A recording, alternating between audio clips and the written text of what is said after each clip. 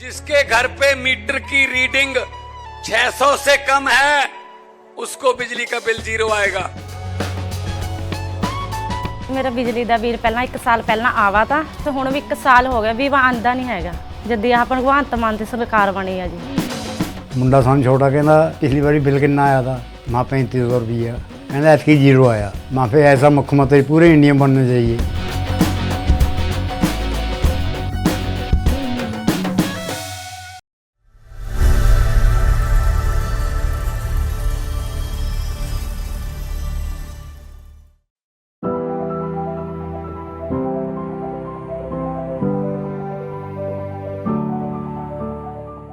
केंद्रीय ऊर्जा मंत्री मनोहर लाल खट्टर हरियाणा के जिला पानीपत में पहुंचे। यहां पर उन्होंने दिशा योजना से संबंधित बैठक की समीक्षा की। साथ ही अधिकारियों से केंद्र सरकार की ओर से चलाई जा रही स्कीमों के पात्रों की भी जानकारी जुटाई।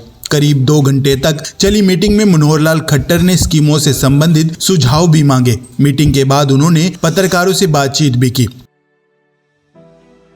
केंद्रीय मंत्री ने कहा कि जिला स्तर पर ई दिशा की संसदीय सदस्य मीटिंग होती है, तो इसी क्रम में आज वे पानीपत पहुंचे हैं। इससे पहले उन्होंने करनाल में मीटिंग ली थी। केंद्र की जितनी भी स्कीमें हैं उन सभी की समीक्षा की जाती है।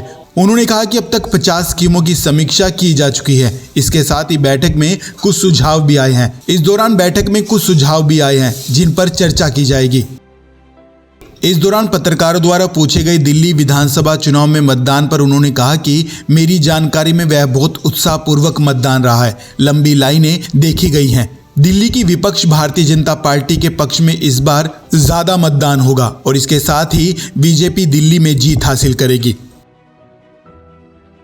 हरियाणा में नगर निगम चुनाव की घोषणा की तैयारी को लेकर उन्होंने कहा कि जब से हरियाणा में बीजेपी सरकार आई है तब से हम हर चुनाव में जीतते आ रहे हैं। कोई भी ऐसा चुनाव नहीं जिसमें भारतीय जनता पार्टी एक कदम पीछे हटी हो। इस बार भी नगर निगम चुनाव में वे जीत हासिल करेगी।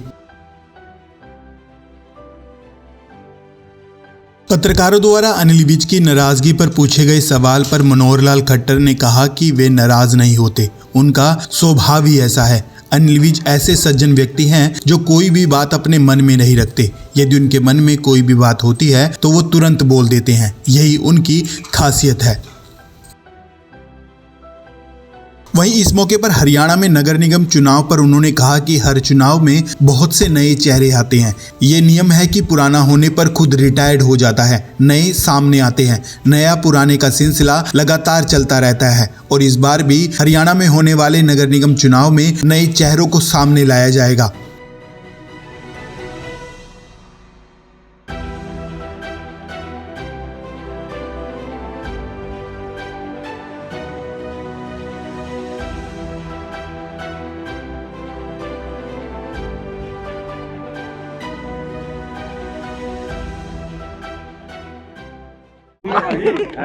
नीचे जी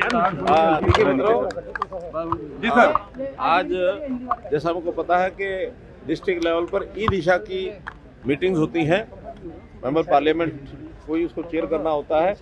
आज मेरी पहली मीटिंग पानीपत जिले की थी। इससे पहले करनाल जिले के भी करके आया हूँ। यहाँ जितनी केंद्र की स्कीम्स हैं उन स्कीमों में जो जो अपेक्षा होती है हर जिले में उनका इम्प्लीमेंटेशन कितना हुआ कितना नहीं हुआ उसकी समीक्षा होती है। 50 स्कीमों की आज समीक्षा की गई है और मैं समझता हूँ मोर और लेस सब सेटिस्फैक्ट्री रहा है। कुछ सुझाव भी आए हैं, कुछ जो सुझाव ऊपर केंद्र सरकार में हर विभाग के हाथ बैठ करके विचार करेंगे।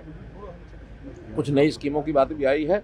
तो ऐसा सब जो स्कीमों का एजेंडा उसको विचार किया है और मोर और लेस जो इस समय तक काम होने चाहिए वो सब हो गए हैं।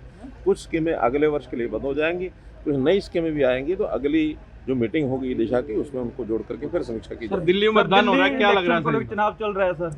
जो मेरी जानकारी है बहुत उत्साहजनक तरीके से इस समय आज मतदान चल रहा है।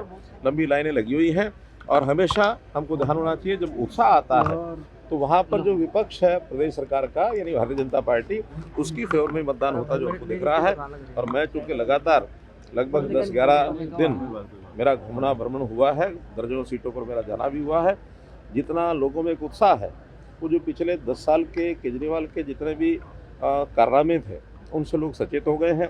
अब आगे भारतीय जनता पार्टी की ही और मेजोरिटी सर हरियाणा में नगर निकाय चुनावों की तारीखों का ऐलान हो चुका है, किस तरह की तैयारी है? बहुत तैयारी है। हम तो लगातार जब से भारतीय जनता पार्टी की सरकार आई है हर चुनाव में हम जीतते हैं, हमारी परफॉर्मेंस अच्छी आती है। चाहे वो 3 बार के विधानसभा के चुनाव हुए, चाहे हमारे पार्लियामेंट के चुनाव भी हुए हैं, उसमें भी हमारी हमेशा मेजोरिटी रही है। एक बार तो पूरी की पूरी सीटें भी आई है। और इसके बाद स्थानीय निकाय में जैसा हमारे कारपोरेशन के लगातार चुनाव, एक बार तो 5 कारपोरेशन के इकट्ठे हुए थे, 5 मेयर हमारे थे। कोई भी चुनाव ऐसा नहीं है कि भारतीय जनता पार्टी एक कदम पीछे हटी हो। भारतीय जनता पार्टी लगातार हर चुनाव में आगे बढ़ती है। ये जो चुनाव अभी भी नगर निगम, नगर परिषद और नगर पालिका जितने घोषित हुए हैं उन सब में मेजोरिटी आएगी, इंक्लूडिंग पानीपत। सर अनिल विज जी का जो तरीका नाराजगी का है अलग टाइप का रहता है, अब नाराजगी दूर हुई है कि नहीं अनिल विज जी? देखिए वो नाराज नहीं होते हैं, थोड़ा स्वभाव में कभी कभी ऐसा विषय दिखा जाते हैं, बता जाते हैं, जो मन के अंदर होता है वो बाहर निकल आता है।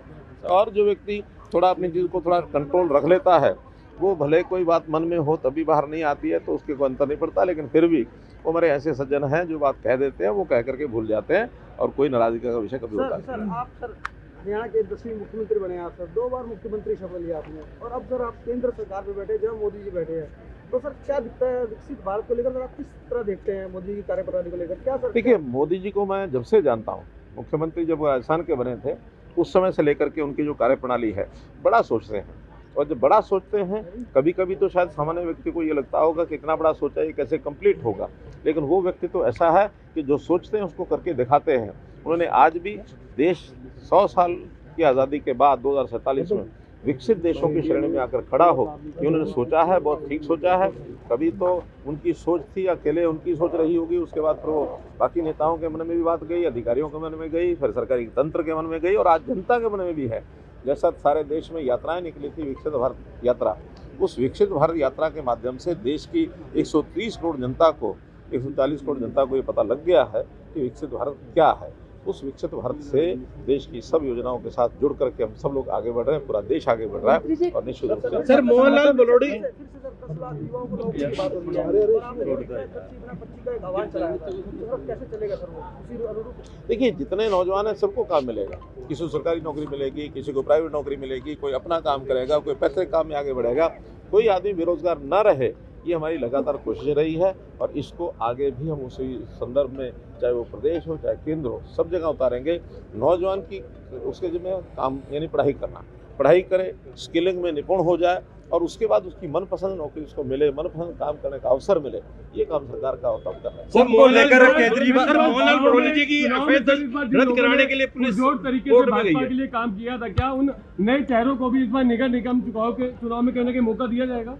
हर चुनाव में बहुत नए चेहरे आते हैं और स्वाभाविक है एज का जो ये क्रम होता है, ये एज भी बढ़ती रहती है, कुछ लोग बाहर भी होते हैं, तो ये नया और पुराना सिलसिला हर बार चलता है, इस बार भी चलेगा, नए लोग भी आएंगे। सर बलोड़ी जी की एफआईआर दर्ज कराने के लिए कोर्ट